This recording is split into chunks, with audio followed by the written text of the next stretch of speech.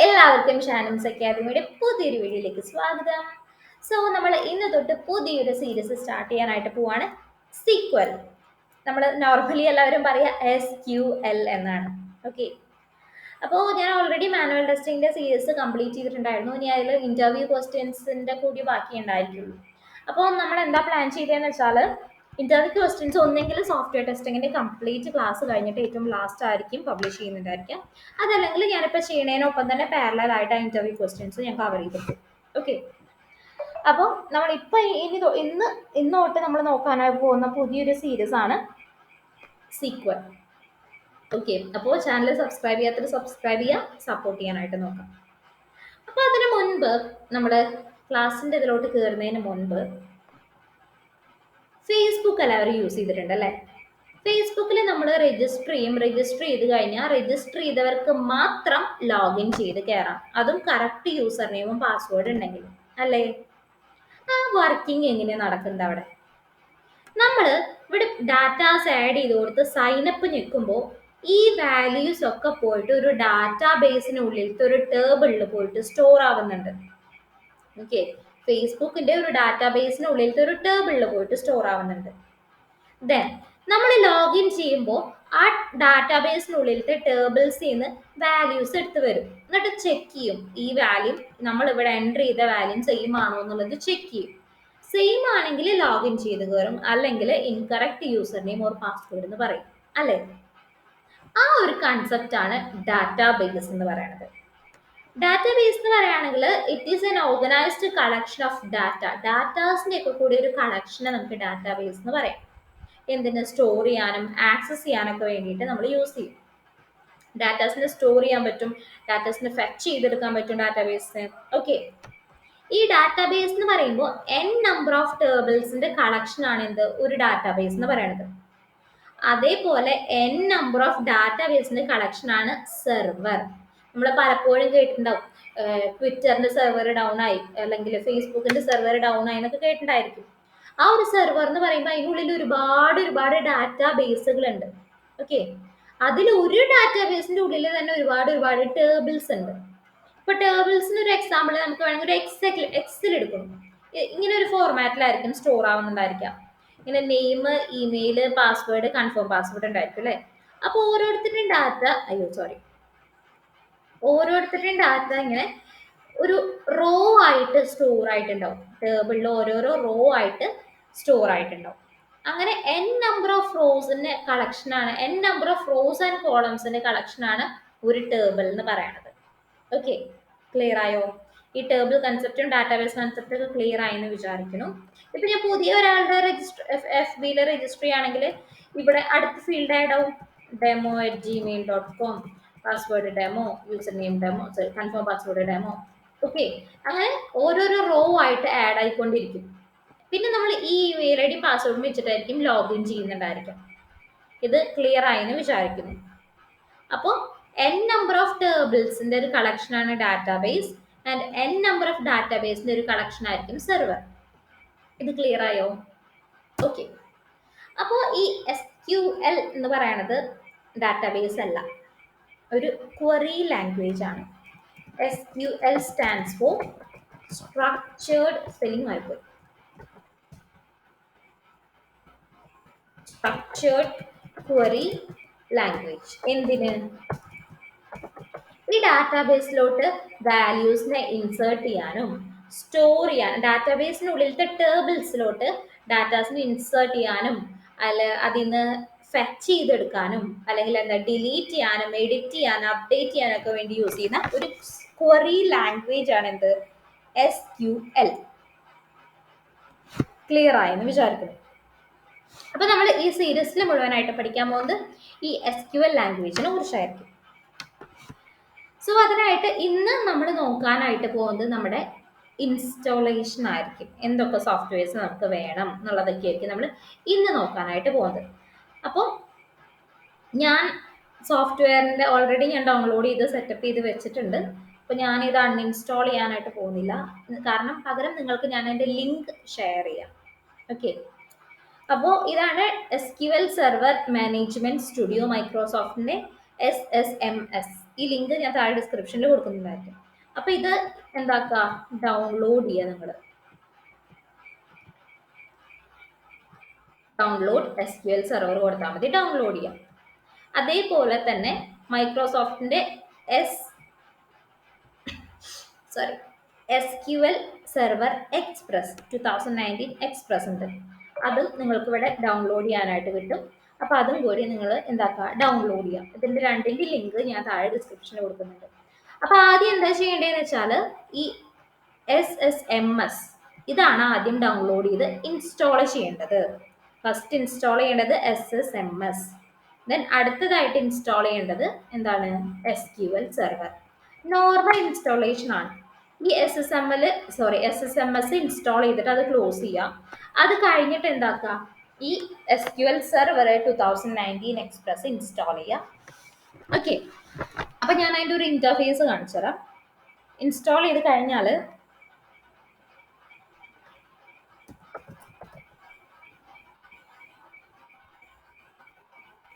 System hang ആയോ, ഇല്ലല്ലോ, കണ്ടോ, Microsoft SQL server management studio.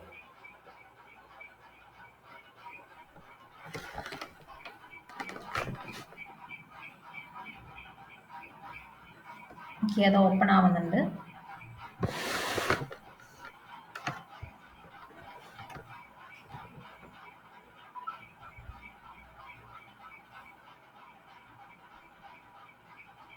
അതൊന്ന് ലോഡായിട്ട് വരട്ടെ കേട്ടോ.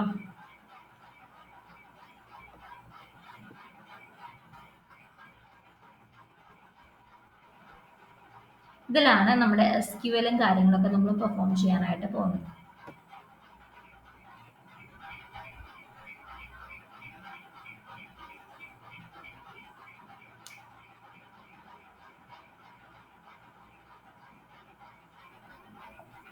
അത് ലോഡാവാൻ കുറച്ച് ടൈം എടുക്കും, ജസ്റ്റ് ഒന്ന് വെയിറ്റ് ചെയ്യാം കേട്ടോ.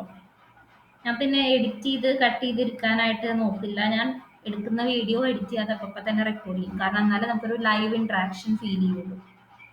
അല്ലെങ്കിൽ നിങ്ങൾക്ക് ഞാൻ എൻ്റെ എന്തെങ്കിലും മിസ്റ്റേക്ക് വരുന്നുണ്ടെങ്കിൽ നിങ്ങളത് ഞാനത് ഹൈഡ് ചെയ്ത് വെച്ച് നിങ്ങൾക്ക് കറക്റ്റ് ആയിട്ടുള്ളത് മാത്രം പറയുമ്പോൾ നിങ്ങൾക്ക് ഒരു വൺ വേ കമ്മ്യൂണിക്കേഷൻ ഫീൽ ചെയ്യും. അപ്പം അതുകൊണ്ടാണ് ഞാനിങ്ങനെ എഡിറ്റ് ചെയ്യാണ്ടും കട്ട് ചെയ്യാണ്ടൊക്കെ നിൽക്കുന്നത്. ഓക്കെ, അപ്പൊ ഇങ്ങനെയാണ് നിങ്ങളുടെ ഇതിൽ ഓപ്പൺ ചെയ്യുമ്പോൾ വരാം. രണ്ട് ഇൻസ്റ്റാൾ ചെയ്യുക. ഏതാ ഫസ്റ്റ് ഇൻസ്റ്റാൾ ചെയ്യേണ്ടതെന്ന് ഞാൻ പറഞ്ഞിട്ടുണ്ടായിരുന്നു. അപ്പൊ അത് തന്നെ ഫസ്റ്റ് ഇൻസ്റ്റാൾ ചെയ്യുക. അത് കഴിഞ്ഞിട്ട് അതൊക്കെ ക്ലോസ് ചെയ്യുക. അത് കഴിഞ്ഞിട്ട് ജസ്റ്റ് ഒന്ന് ഇവിടെ നമ്മൾ എന്താക്കുക, സെർച്ച് ചെയ്യുക. മൈക്രോസോഫ്റ്റ് SQL എന്ന് സെർച്ച് ചെയ്യുമ്പോൾ, അല്ലെങ്കിൽ മൈക്രോസോഫ്റ്റ് തന്നെ സെർച്ച് ചെയ്യുമ്പോൾ ഇത് വരും. ഏത് Microsoft SQL server management studio വരും. ഓക്കെ, ഇവിടെ ഒന്നും മാറ്റണ്ട. ഇതിന്റെ ഡാറ്റാബേസ് എഞ്ചിൻ സെയിം തന്നെയാണ്. വിൻഡോസ് ഒതന്റിക്കേഷൻ ഇവിടെ ജസ്റ്റ് കണക്ട് എന്ന് കൊടുക്കാം. ഒന്നും നമ്മൾ ചേഞ്ച് ചെയ്യണ്ട, ജസ്റ്റ് കണക്ട് കൊടുക്കാം.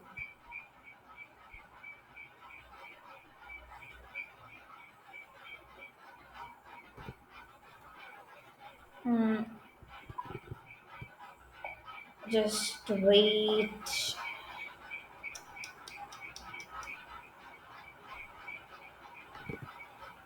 ഓക്കെ, കണക്ട് കൊടുത്തു കഴിഞ്ഞാൽ അപ്ഡേറ്റ് ചെയ്യുന്നുണ്ട്, അത് നമുക്ക് പിന്നെ നോക്കാം.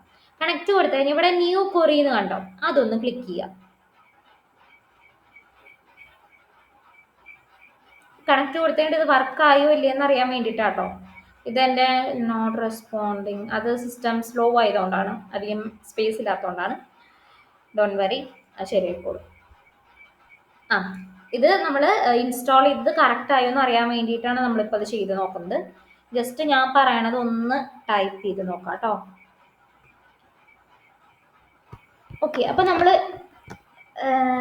എന്ത് ചെയ്യാം, നമുക്ക് ഒരു ഡാറ്റാബേസ് ക്രിയേറ്റ് ചെയ്യാം. നമുക്ക് സെർവർ അല്ല, ഒരു ഡാറ്റാബേസ് നമുക്കൊന്ന് ക്രിയേറ്റ് ചെയ്ത് നോക്കാം.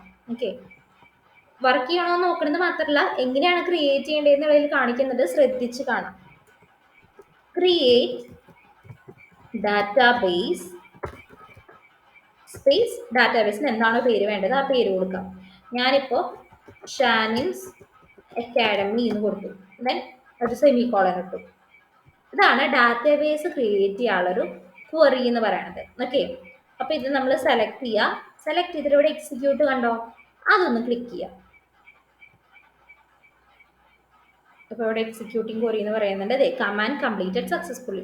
അപ്പോൾ ഒരു ഷാനിംസ് അക്കാദമി എന്ന് പറഞ്ഞിട്ടുള്ള ഒരു ഡാറ്റാബേസ് ക്രിയേറ്റ് ചെയ്യാൻ നമുക്ക് ഇവിടെ വേണമെങ്കിൽ ഒന്ന് നോക്കാം. ഈ ഡാറ്റാബേസ് എക്സ്പാൻഡ് ചെയ്ത് നോക്കുമ്പോൾ അവിടെ ഷാനിംസ് അക്കാദമി ഉണ്ടോ എന്നുള്ളത് നോക്കാം. കണ്ടോ, ഷാനിംസ് അക്കാദമി വന്നിട്ടുണ്ട്.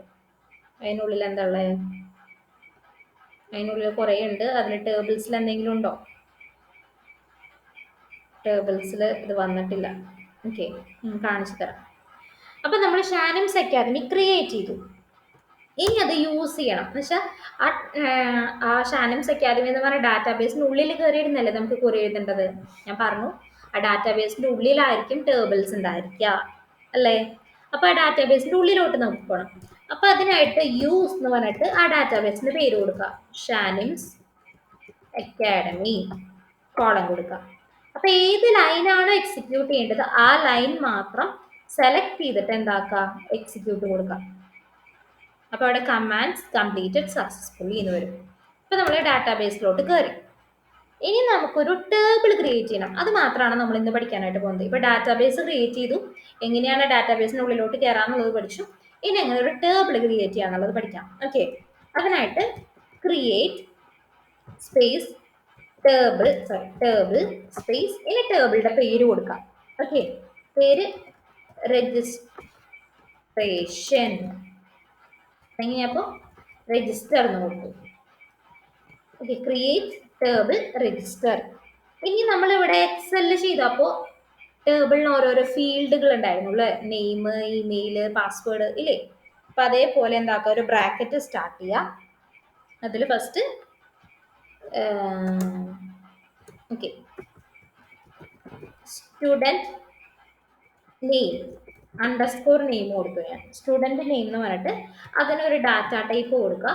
വർക്കാർ 20. ഓക്കെ, നെയിം ആണെങ്കിൽ വാർക്കാർ കൊടുക്കുക. ദെൻ ഇപ്പം ഞാൻ എന്താ മൊബൈൽ വേണ്ട, ഏജ് കൊടുത്തു. ഏജ് വരുമ്പോൾ ഞാൻ ഇൻറ്റ് എന്ന് കൊടുക്കണം.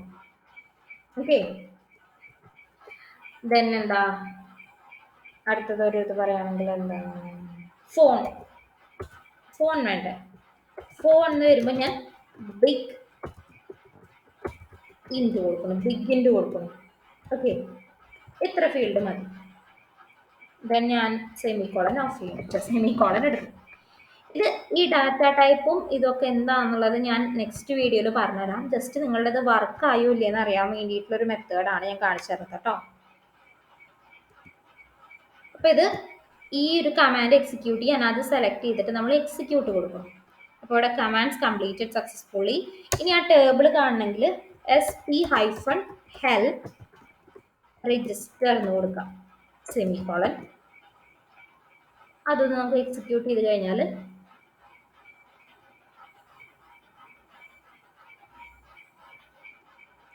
കണ്ടോ, നെയിം, അയ്യോ എവിടെ പോയി, സ്റ്റുഡൻറ്റ് നെയിം, ഏജ്, ഫോൺ വന്നില്ലേ. നമ്മൾ കൊടുത്തിട്ടുള്ള ടേബിളിൻ്റെ കോളം നെയിംസ് ടേബിൾ നമുക്ക് ഇവിടെ കിട്ടി. സ്റ്റുഡൻറ്റ് നെയിം എന്ന് പറയുന്നത് വാർക്കാറാണ്, ഏജ് എന്ന് പറയുന്നത് ഇൻറ്റ് ആണ്, ഫോൺ എന്ന് പറയുന്നത് ബിഗ് ഇൻറ്റ് ആണ്. നമ്മൾ കൊടുത്ത അതേ വാല്യൂ തന്നെയാണ് ഇവിടെ വന്നിട്ടുള്ളത്. അപ്പോൾ ഇതൊന്ന് നിങ്ങൾ ജസ്റ്റ് ഒന്ന് ഈ കമാൻഡ് അടിച്ചു നോക്കിയാൽ മതി. ഈ കമാൻഡ് എന്താണ് എന്നൊക്കെ ഡീറ്റെയിൽ ആയിട്ടുള്ള എക്സ്പ്ലനേഷനും കാര്യങ്ങളൊക്കെ നെക്സ്റ്റ് വീഡിയോയിൽ ഉണ്ടായിരിക്കുള്ളൂ. അപ്പോൾ അത് ജസ്റ്റ് ഇൻസ്റ്റാൾ ചെയ്ത് കഴിഞ്ഞിട്ട് ഈ കമാൻഡ് ഒന്ന് അടിച്ചു നോക്കുക. ഓക്കെ, അങ്ങനെ കമാൻഡ് അടിച്ച് നോക്കിയിട്ട് ഇങ്ങനെ ടേബിൾ നിങ്ങൾക്ക് കാണാൻ പറ്റുന്നുണ്ടെങ്കിൽ നിങ്ങൾ ഓക്കെ ആയിട്ടുണ്ട്. പിന്നെ ഇവിടെ ഇങ്ങനെ ഒരു എറർ കണ്ടോ, SP-helpൻ്റെ അവിടെ ഒരു എറർ കണ്ടോ, അത് നിങ്ങൾ നോക്കേണ്ട ആവശ്യമില്ല. ഓക്കെ, ഇത് നിങ്ങൾക്ക് സേവ് ചെയ്യാം. Ctrl+S കൊടുക്കുക. അപ്പോൾ എവിടെയാണോ സേവ് ചെയ്യേണ്ടത് അവിടെ നമുക്ക് സേവ് ആക്കാം. ഞാനിപ്പോൾ ഷാനിംസ് അക്കാദമിയിൽ SQL query 1 തന്നെ പറഞ്ഞിട്ട് ഞാൻ സേവ് ചെയ്യണം. ഓക്കെ, അപ്പോൾ ഇത് SQL ഫയലായിട്ടായിരിക്കും സേവ് ആയിരിക്കുന്നുണ്ടായിരിക്കാം. അപ്പോൾ അത് സേവ് ആയി കഴിഞ്ഞാൽ ഇവിടുത്തെ ഒരു സ്റ്റാർ സിമ്പിൾ പോയി കഴിഞ്ഞിട്ടുണ്ടായിരിക്കും. കണ്ടോ, സേവ് ആവാത്തതൊക്കെ ഇങ്ങനെ മഞ്ഞ കളർ വരും, സേവ് ആയി കഴിഞ്ഞാൽ പച്ച കളർ വരും. കണ്ടില്ലേ ഈ സൈഡിൽ. ഓക്കെ, അപ്പോൾ ഇത് ജസ്റ്റ് ഒന്ന് ഈ കോഡ് എൻ്റർ ചെയ്ത് നോക്കിയാൽ മതി. ഈ കോഡ് വേണമെങ്കിൽ ഞാൻ ഡിസ്ക്രിപ്ഷനിൽ ഇട്ടുതരാം. ഓക്കെ, സോ അപ്പോൾ അത് ഇൻസ്റ്റാൾ ചെയ്യുക. ഡൗട്ട് ഉണ്ടെങ്കിൽ നിങ്ങൾ എന്താക്കുക, എനിക്ക് ഒന്നെങ്കിൽ വാട്സാപ്പിൽ ആ സ്ക്രീൻഷോട്ട് ഒന്ന് എടുത്ത് അയച്ചുതരാം. ഇൻസ്റ്റാൾ ചെയ്യണതിന് എന്തെങ്കിലും ഡൗട്ട് ഉണ്ടെങ്കിൽ എനിക്ക് വാട്സാപ്പിൽ അയക്കാം. ഇൻസ്റ്റാഗ്രാമിൽ ലിങ്ക്ഡിനിൽ അയച്ച് ഞാൻ മിക്കത് നോക്കിയെന്ന് വരില്ല. എനിക്ക് ഇൻസ്റ്റാഗ്രാമിൽ പ്രത്യേകിച്ച് റിക്വസ്റ്റ് വരുന്നതൊന്നും ഞാൻ നോക്കിയെന്ന് വരില്ല. ലിങ്ക്ഡിനിലാണെങ്കിൽ പിന്നീടും ഞാൻ നോക്കിയെന്ന് വരും. അപ്പോൾ എനിക്ക് ലിങ്ക്ഡിനേക്കാളും കുറച്ചും കംഫർട്ട് വാട്സാപ്പ് ആയിരിക്കും. അതല്ല സ്ക്രീൻഷോട്ട് ഒന്നും വേണ്ട, ചെറിയ ചെറിയ എന്തെങ്കിലും ഡൗട്ട്സ് ഉണ്ടെങ്കിൽ കമൻറ്റിലും ചോദിക്കാം കേട്ടോ നിങ്ങൾക്ക്. അപ്പോൾ ആദ്യം ഈ SSMS ഇൻസ്റ്റാൾ ചെയ്യുക, ഡൗൺലോഡ് ചെയ്ത് ഇൻസ്റ്റാൾ ചെയ്യുക, അത് കഴിഞ്ഞിട്ട് അത് ക്ലോസ് ചെയ്യുക. അത് കഴിഞ്ഞിട്ട് ഇതാക്കുക, SQL സെർവർ ഇൻസ്റ്റാൾ ചെയ്യുക, ഡൗൺലോഡ് ചെയ്യുക, ഇൻസ്റ്റാൾ ചെയ്യുക, അതും ക്ലോസ് ചെയ്യുക. എന്നിട്ട് നിങ്ങൾ ഇവിടെ നിന്ന് ജസ്റ്റ് ഒന്ന് ഇവിടെ സെർച്ച് ചെയ്യുക, മൈക്രോസോഫ്റ്റ് MI എന്ന് അടിച്ചു കൊടുത്താൽ തന്നെ ഒന്നൊന്ന് വരും ഫസ്റ്റ് തന്നെ. Okay, so that's all for today. അപ്പോൾ ഇതുവരെയുള്ള ഇൻസ്റ്റാളേഷൻ കംപ്ലീറ്റ് ആക്കുക. ജസ്റ്റ് ആ കോഡൊന്ന് എക്സിക്യൂട്ട് ചെയ്ത് നോക്കുക. ഈ ലിങ്കും കോഡും ഒക്കെ ഞാൻ എന്താക്കാം ഡിസ്ക്രിപ്ഷനിൽ കൊടുക്കുന്നുണ്ടായിരിക്കും. So that's all for today. Thank you.